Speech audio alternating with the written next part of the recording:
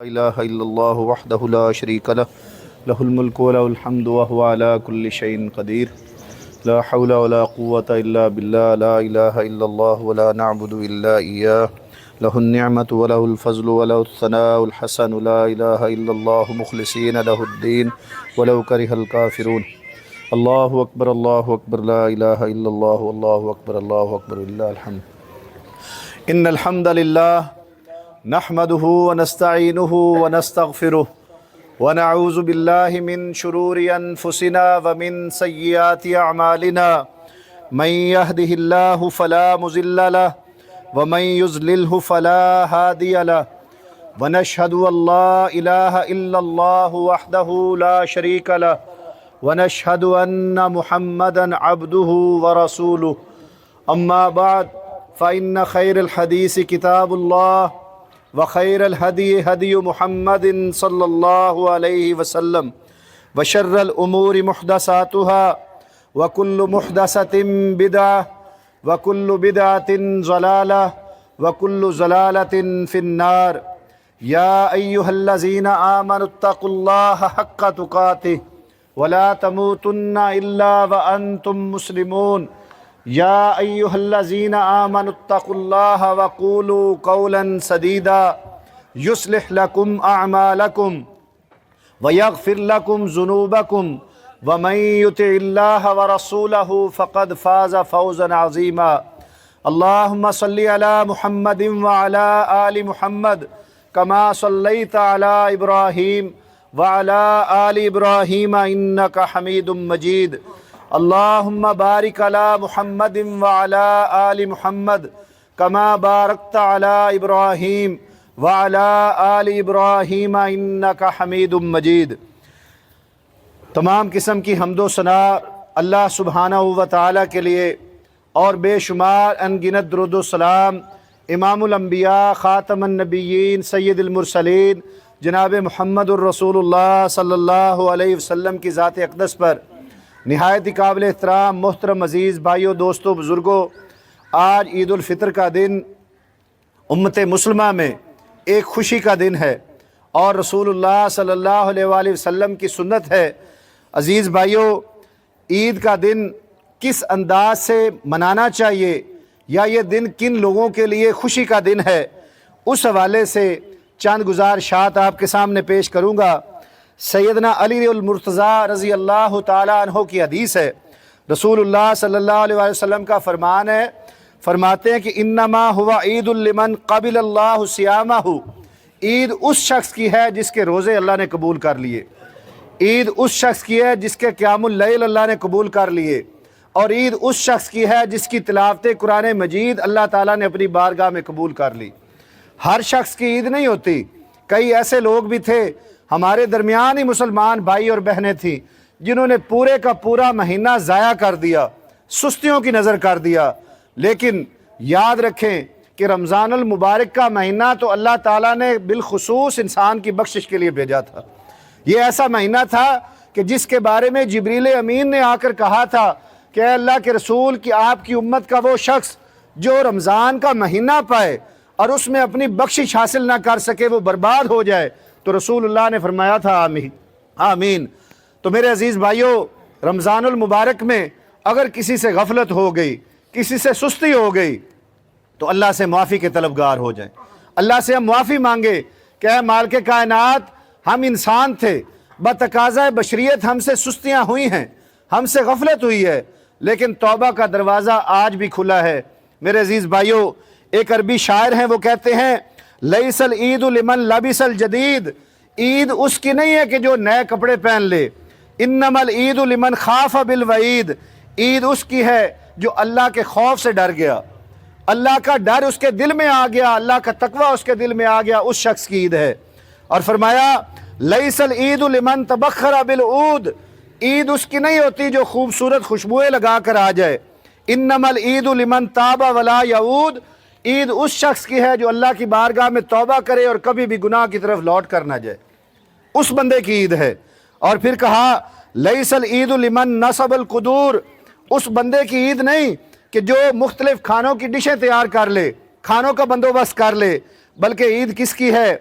انما العید لمن تزود بزاد التقوی، اس بندے کی عید ہے جو زاد راہ کے لیے تقوی اختیار کرتا ہے، جس کے دل میں اللہ کا ڈر اور خوف بیٹھ جاتا ہے، اس بندے کی عید ہے۔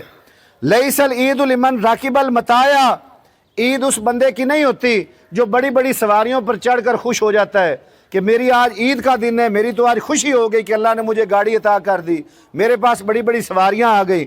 انما العید لمن ترک الخطایا، عید اس بندے کی ہے جو خطائیں کرنا چھوڑ دے، جو اللہ کی بارگاہ میں پیش ہو تو فخر سے پیش ہو کہ اے میرے مالک، میں دنیا سے آیا ہوں تو آپ کی تابع داری کر کے آیا ہوں۔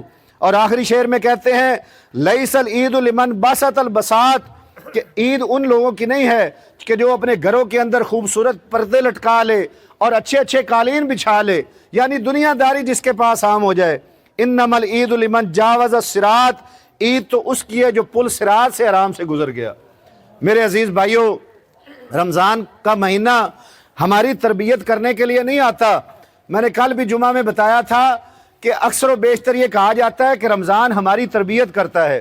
رمضان تربیت نہیں کرتا، رمضان ہمیں جھنجھوڑتا ہے اور ہمیں اپنی چہرہ اور اپنی تصویر دکھانے آتا ہے کہ اے لوگوں، جو عام حالات میں تم کہتے ہو کہ جی دعا کرو اللہ مجھے توفیق عطا کر دے، تم آج مسجد میں بھی آ گئے، تم قیام اللیل بھی کر رہے ہو، تم قرآن مجید کی تلاوت بھی کرنے والے بن گئے ہو، یہ معمول جو تم رمضان میں اپنا رہے ہو، تمہارا یہ معمول رمضان سے ہٹ کر بھی قائم رہنا چاہیے۔ جیسے ہی رمضان ختم ہوتا ہے، آخری روزہ ختم ہوتا ہے اور شیاطین کو آزاد کیا جاتا ہے، ہم دیکھتے ہیں کہ بازاروں میں، مارکیٹوں میں نوجوان، ہماری بچیاں، ہمارے نوجوان بیٹے سارے کے سارے رمضان کا اثر زائل کر دیتے ہیں، بد نظریاں ہوتی ہیں، گناہوں کے کام عام ہو جاتے ہیں۔ میرے عزیز بھائیوں، اللہ صرف رمضان کے لیے تو نہیں ہے، اللہ تعالیٰ صرف رمضان میں تو اپنی نعمتیں ہمیں عطا نہیں کرتے ہیں۔ ایک مسجد میں تکمیل قرآن کے وقت امام صاحب کی آنکھیں آنسوں سے بھری ہوئی تھیں اور لوگوں کو کہہ رہے تھے واللہ میں اس لیے نہیں رو رہا کہ رمضان جا رہا ہے، رمضان تو آئے گا، زندگی رہی تو جس کے نصیب میں ہوگا اللہ اس کو عطا کرتے رہیں گے۔ میری آنکھیں اس لیے بھری ہوئی ہیں کہ میں 2 دن بعد اپنی مسجد کی صفیں خالی دیکھ رہا ہوں۔ وہ لوگ جو اذان سے پہلے مسجد کا رخ کیا کرتے تھے، سحر و افطار میں تہجد کے وقت مساجد کا رخ کیا کرتے تھے، جیسے ہی رمضان ختم ہوتا ہے وہ بھی اپنی جائے نمازیں لپیٹ کر گھروں کو چلے جاتے ہیں، اور اللہ کے گھر کی طرف پھر ان کو بلایا بھی جاتا ہے تو آگے سے کہہ دیتے ہیں جی میرے لیے بھی دعا کرو، اللہ مجھے بھی توفیق عطا فرمائے۔ میرے بھائیوں، اللہ کی خاطر، اللہ سے ڈرتے ہوئے، یہ اللہ کی زندگی ہمارے پاس امانت ہے، ہمیں 24 گھنٹے کی زندگی میں اللہ سے ڈرتے ہوئے ہر وقت ایک ایک قدم اللہ سے ڈر کر پھونک پھونک کے رکھنا چاہیے۔ اور آج کا دن بڑا مبارک دن ہے، اس دن میں ہمیں اپنے عزیز و اقارب کا خیال کرنا ہے، معاف کرنا سیکھیں۔ میرے بھائیوں، تعلقات خراب ہو جاتے ہیں، سگے بہن بھائیوں کے بھی ہو جاتے ہیں، ہمسایوں کے بھی ہو جاتے ہیں، دوستوں کے بھی ہو جاتے ہیں، لیکن کسی بھی مسلمان کے لیے جائز نہیں ہے کہ وہ 3 دن سے زیادہ اپنے بھائی سے قطع تعلقی رکھے۔ رسول اللہ صلی اللہ علیہ وسلم نے فرمایا کہ جب 2 مسلمان آپس میں ناراض ہو جائیں اور 3 دن سے زیادہ دیر تک وہ اپنا تعلق توڑ کے رکھتے ہیں تو ان لوگوں کی عبادت پہلے آسمان تک روک لی جاتی ہے، وہ اوپر علیین میں لکھی نہیں جاتی جب تک کہ وہ صلح نہ کر لیں۔ جب وہ صلح کرتے ہیں تو ان کے سارے اعمال 7 آسمانوں کے اوپر ایک کتاب ہے جس کا نام علیین ہے، وہاں پر سارے کے سارے اعمال لکھ دیے جاتے ہیں۔ تو لہٰذا اگر کسی بندے سے کوئی غلطی ہو جائے تو درگزر کرنا سیکھیں۔ اللہ کا قرآن ہمیں یہ سبق دیتا ہے وَالْقَاظِمِينَ الْغَيْظَ وَالْعَافِينَ عَنِ النَّاسِ وَاللَّهُ يُحِبُّ الْمُحْسِنِينَ، کہ غصوں پر قابو پانے والے اور لوگوں کی غلطیوں سے درگزر کرنے والے، اللہ ایسے احسان کرنے والوں سے بڑی محبت کرتے ہیں۔ جب ہمارے سے کوئی غلطی ہو جائے تو ہم یہ چاہتے ہوتے ہیں کہ اللہ تعالیٰ مجھے معاف کر دے، ہم لوگوں سے بھی یہی توقع کرتے ہیں کہ لوگ مجھے معاف کر دیں۔ تو میرے عزیز بھائیوں، یہی رویہ ہم نے دوسروں کے لیے بھی رکھنا ہے، اپنے بچوں کے بارے میں بھی رکھنا ہے۔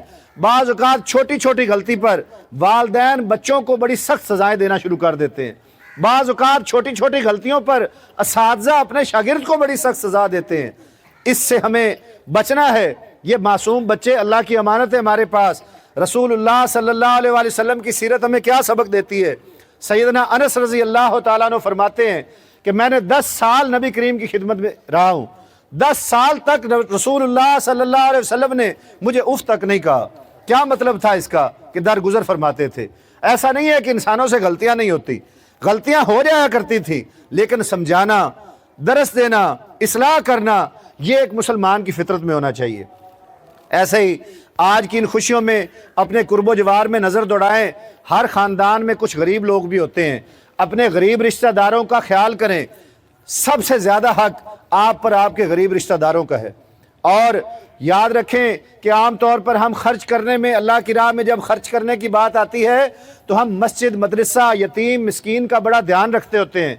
اپنے گھر میں خرچ کیا گیا پیسہ افضل دینار ينفقہ الرجل علی عیال صغار، سب سے بہترین پیسہ وہ ہے، اللہ کی بارگاہ میں قبول وہ پیسہ ہوتا ہے جو انسان اپنے چھوٹے بچوں پر خرچ کرتا ہے، اپنے بہن بھائیوں پر خرچ کرتا ہے، اور اپنے والدین پر خرچ کرتا ہے۔ اس کو ایسے نہ سمجھے کہ میرا پیسہ گھر میں خرچ کیا ہوا ضائع ہو رہا ہے۔ گھر کے اندر خرچ کیا گیا پیسہ سب سے فضیلت میں افضل ہے۔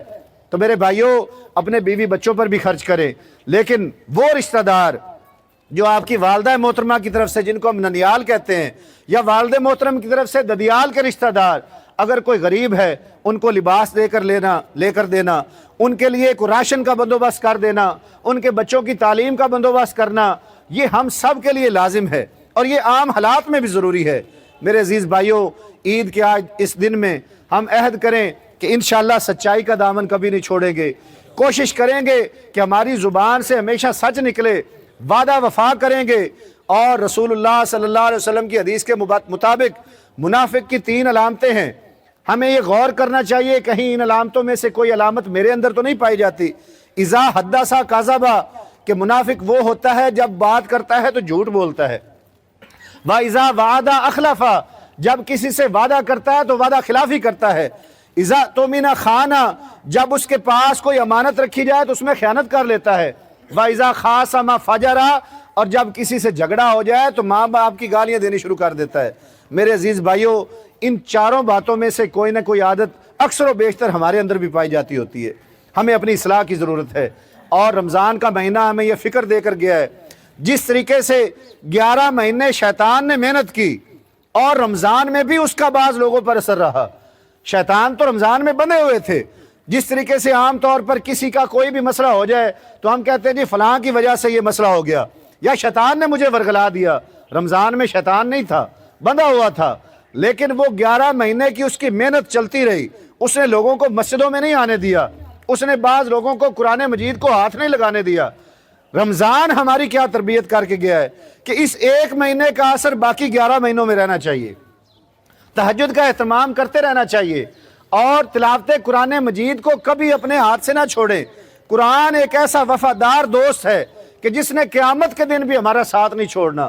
رسول اللہ صلی اللہ علیہ وسلم نے فرمایا، اقرأوا القرآن، لوگوں قرآن پڑھا کرو، وَعْمَلُوا بِهِ، اور اس پر عمل کیا کرو، إِنَّهُ يَأْتِي يَوْمَ الْقِيَامَةِ شَفِيعًا لِأَصْحَابِهِ، قرآن قیامت کے دن اپنے پڑھنے والے کا پکا سفارشی بن کر آئے گا۔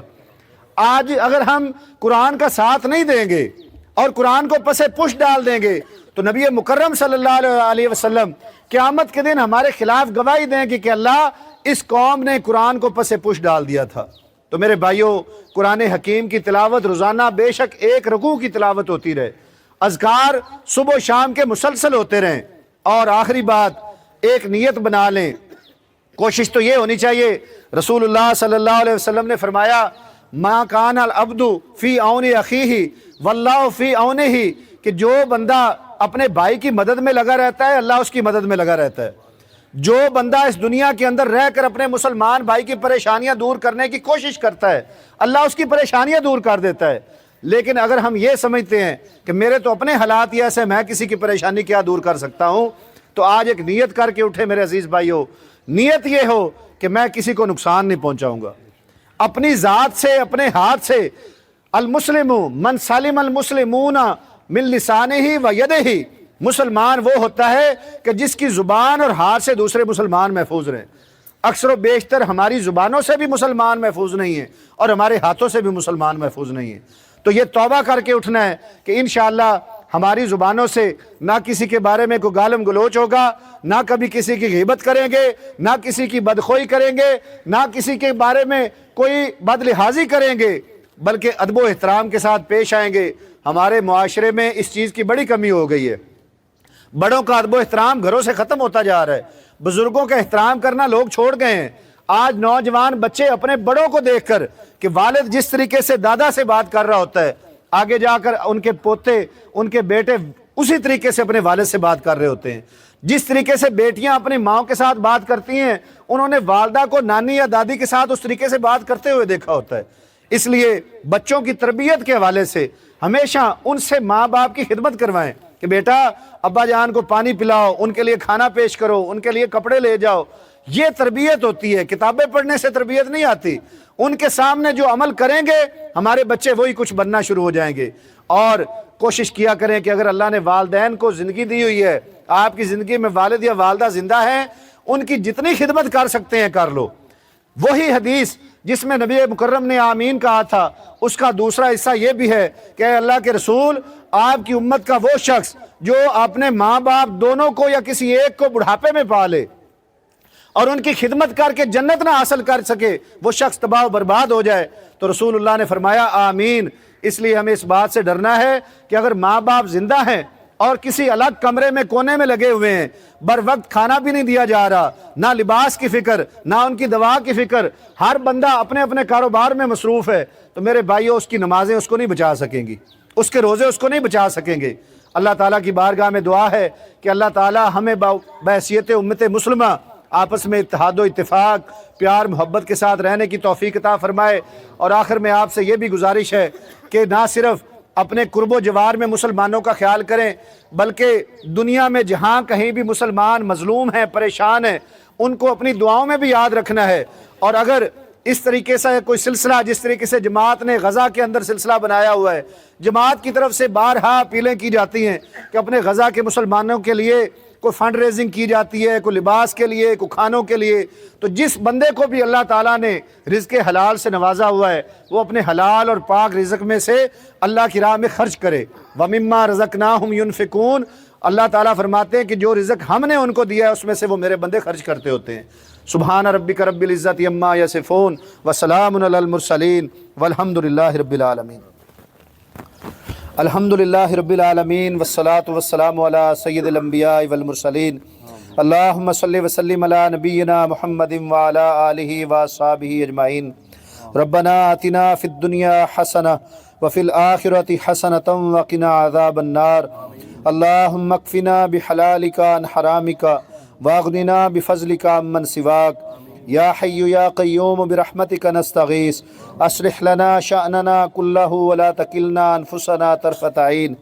اللہم اشفی مرضانا ومرض المسلمین۔